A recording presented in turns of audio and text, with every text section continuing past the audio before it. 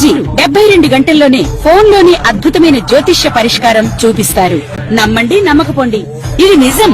శ్మశాన కాళి రుద్ర చౌడీదేవి ఆరాధకులు నంబర్ 1 వశీకరణ స్పెషలిస్ట్. గురూజీ మనిషి పుట్టుక నుండి చనిపోయే వరకు వచ్చే అన్ని క్లిష్టమైన సమస్యలకు పరిష్కారం ఇక్కడ లభిస్తుంది. విద్య, ఉద్యోగం, వ్యవహారం, స్త్రీ ప్రేమ, పెళ్లి, సంతానం, స్త్రీ పురుష వశీకరణం, భూవశం, భార్యాభర్తల కలహాలు, కోర్టు సమస్యలు, విడాకుల సమస్యలు, చేతబడి, అప్పుల బాధ, ఇంకా మీకు ఎలాంటి సమస్యలు ఉన్నా 72 గంటల్లోనే శాశ్వత పరిష్కారం చేయబడింది. శ్రీ మహాగణాధిపతయే నమః. ఐం మహాసరస్వత్యే నమః. శ్రీ లలితాంబికాదేవియే నమః. ద్వాదశ రాసుల వాళ్లకు ఈ మే నెలలో అత్యంత అద్భుతమైనటువంటి ఒక కీలకమైనటువంటి రోజు రాబోతూ ఉన్నది.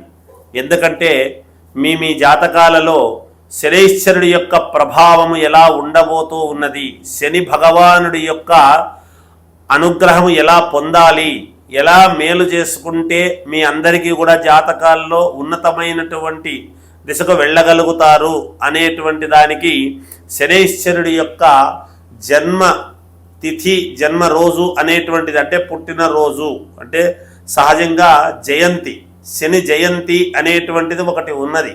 ఎప్పుడు అంటే శాస్త్రములో ఏమి చెప్పింది అంటే వైశాఖ బహుళ అమావాస్య అనేటువంటిది చెప్పినది.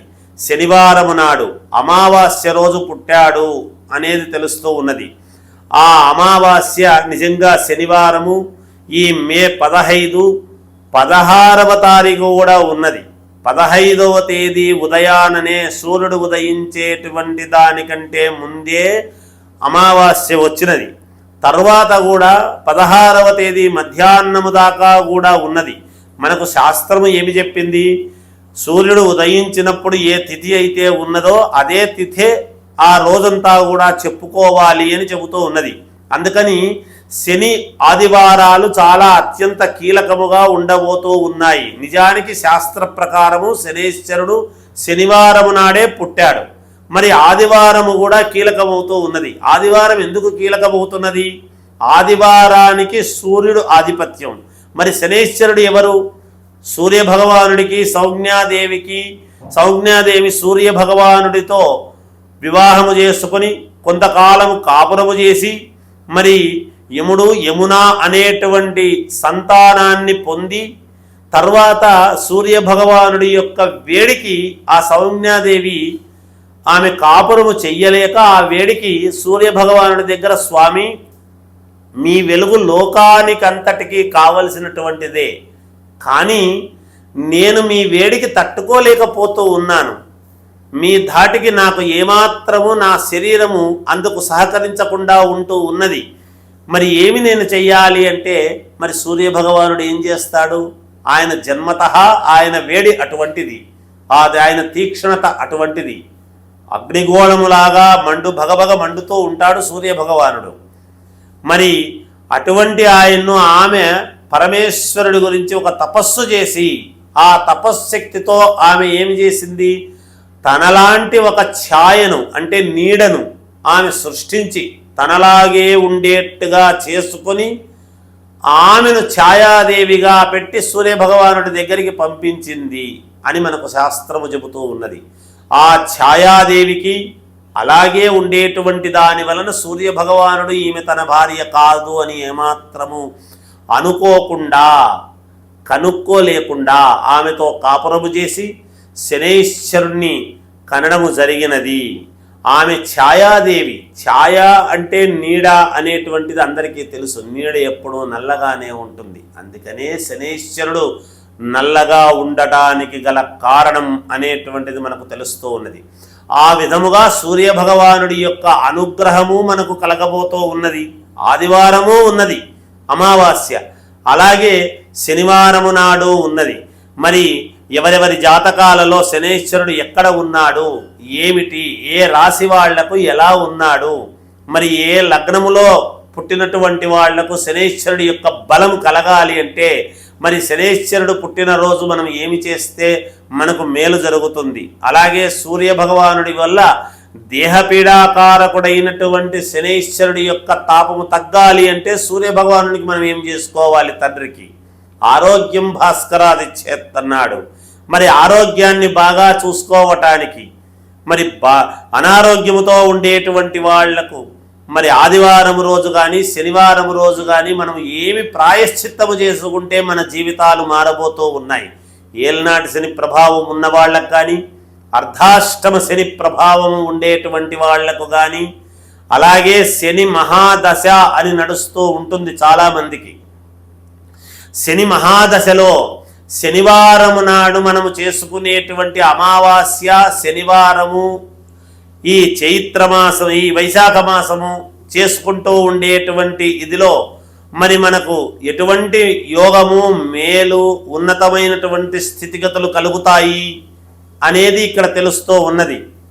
చాలామందికి మనకేమి తెలుసు అంటే శని భగవానుడి యొక్క ఇది జరుగుతూ ఉంది అంటే అబ్బా చాలా కష్టపెడుతున్నాడు అని తెలుస్తుంది మనకు. ఆ కష్టములోనే ఉన్నతత్వం అనేటువంటిది ఇస్తాడు భగవంతుడు.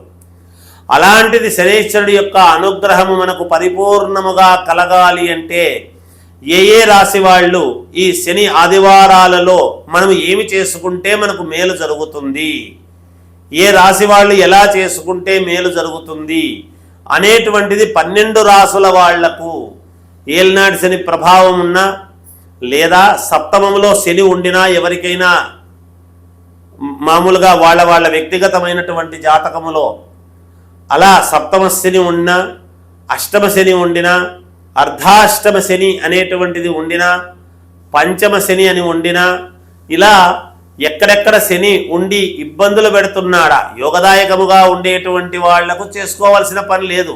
కానీ అయినా మనకు ఒక్కసారి శనైశ్వరుణ్ణి తలుచుకోవడంలో తప్పు లేదు కదా. అది కదా మనకు కావాల్సినటువంటిది. అనారోగ్యము ఉండేటువంటి వాళ్లకు ఏమి చేసుకుంటే శనైశ్వరుడు దేహపీడను పోగొట్టి మనకు పూర్ణ ఆరోగ్యము కలగడానికి తండ్రికి ఒక అనుకూలత చేస్తాడు. ఎక్కడైనా కొడుకు మాట తండ్రి వినటం అనేటువంటిది ఉంటుంది. తండ్రి మాట కొడుకు వినటం అనేటువంటిది అది ఒక రకం. కానీ ఇక్కడ శనైశ్వరుడి యొక్క ప్రభావము ఏముంటుంది అంటే తండ్రిని హస్తంగత్వము చేసుకోగలిగినటువంటి స్థాయి శనైశ్వరుడిది. కాబట్టి అక్కడ ఉన్నటువంటి స్థానాలు ఏవి చాలా కీలకముగా ఉంటాయి. అందరి జాతకాలు ఒకే రకముగా ఉండవు. రాసులు ఒకటే అయినంత మాత్రాన లగ్నాలు వేరై ఉంటాయి. ఎవరెవరు ఏ లగ్నములో పుట్టి ఆ లగ్నానికి శనైశ్వరుడు ఎక్కడున్నాడు, ఏ కోణాన్ని చూస్తూ ఉన్నాడు, ఏ గ్రహాలు శని ప్రభావము చేత క్షీణింపబడుతున్నాయి, ఏ గ్రహాలు ఉచ్చస్థితిలో ఉండబోతూ ఉన్నాయి అనేటువంటిది చాలా ప్రామాణికమవుతూ ఉన్నది. అటువంటి వాళ్ళు మీకు కావాల్సినటువంటి వాళ్ళ దగ్గర ఒక్కసారి చూపించుకొని ఈ అవకాశాన్ని, ఈ శనైశ్వరుడి యొక్క పుట్టుక ఏనాడైతే జరిగిందో ఆ శనివారం నాడు అమావాస్య వచ్చింది కాబట్టి ఆ రోజు మీరు కనుక పరిహారము చేసుకున్నారు అంటే మీ జాతకములో ఉండేటువంటి సకల దోషాలు హరించుకొని పోవటానికి చాలా మూలము, ప్రాముఖ్యత, ఉపయోగము, మీ జీవితము ఉన్నట్టుండి ఒక వెలుగు రావటము, అద్భుతమైనటువంటి యోగాన్ని అందుకోవటము ఇస్తే శనైశ్వరుడు ఆకాశానికి తీసుకువెళతాడు లేదా పాతాళ లోకానికి తొక్కేస్తాడు అని ఉన్నది. అందువలన ఈ శనైశ్వరుడి యొక్క అనుగ్రహము అందరూ పొందుదురుగాక. మేషరాశి వారికి ఈ అమావాస్య రోజు శనివారమును రోజు చేసుకోవాల్సినటువంటి పరిహారం ఏమిటి అంటే మీకు ఏలినాటి శని ప్రభావం అనేటువంటిది ఒకటి నడుస్తూ ఉన్నది. కాబట్టి శనైశ్వరుడి యొక్క అనుగ్రహము పరిపూర్ణముగా మీరు పొందాలి అని గనక అనుకుంటే నల్ల నువ్వులు, నల్లబట్ట, ఒక పాతది గోడకు ఉన్నటువంటి మేకు, అలాగే కాస్త పత్తి అంటే దూది, ఆ పత్తి, ఆ తర్వాత ఒక మట్టి ప్రమిద, ఉప్పు, ఇవి అన్నీ నువ్వుల నూనె, ఇవన్నీ కలిపి ఎవరికైనా దానము అనేటువంటిది ఇవ్వాలి. ఆ దానము ఇస్తూ ఉన్నప్పుడు శనైశ్వరుడి యొక్క సంఖ్య అనేటువంటిది ఒకటి ఉంటుంది. ఏమిటి? మనకు 1900 రూపాయలు దానము ఇవ్వటము. ఆయనకు 19,000 శనికి కాబట్టి అందువలన ఒక 1900 రూపాయలు కనుక ఇచ్చి దానము ఇచ్చారు అంటే తప్పకుండా ఆ అమావాస్య రోజు శనివారం నాడు గనక ఇది చేసినారు అంటే తప్పకుండా మీకు విజయము లభిస్తుంది, మీ అడ్డంకులన్నీ తొలగిపోతాయి, తప్పకుండా మీకు మేలు జరిగి తీరుతుంది అని తెలియజేస్తూ ఉన్నాను. ఎవరైనా అనారోగ్యముతో బాధపడుతూ ఉండేటువంటి వాళ్లకు మరి శనైశ్వరుడి యొక్క అనుగ్రహం కలగాలి అంటే మేషరాశి వాళ్ళు ఆదివారం రోజు పాటించాల్సినటువంటి నియమము ఏమిటి, ఏమి చేస్తే మేలు జరుగుతుంది అని ఒక్కసారి గనక ఆలోచన చేస్తే మీరు నువ్వుల దానము అలాగే గోధుమలు రెండూ కలిపి దానం అనేటువంటిది చేస్తే తప్పకుండా మీకు పూర్ణ ఆరోగ్యము అనేటువంటిది జరుగుతుంది అని తెలియజేస్తూ జయోస్తు.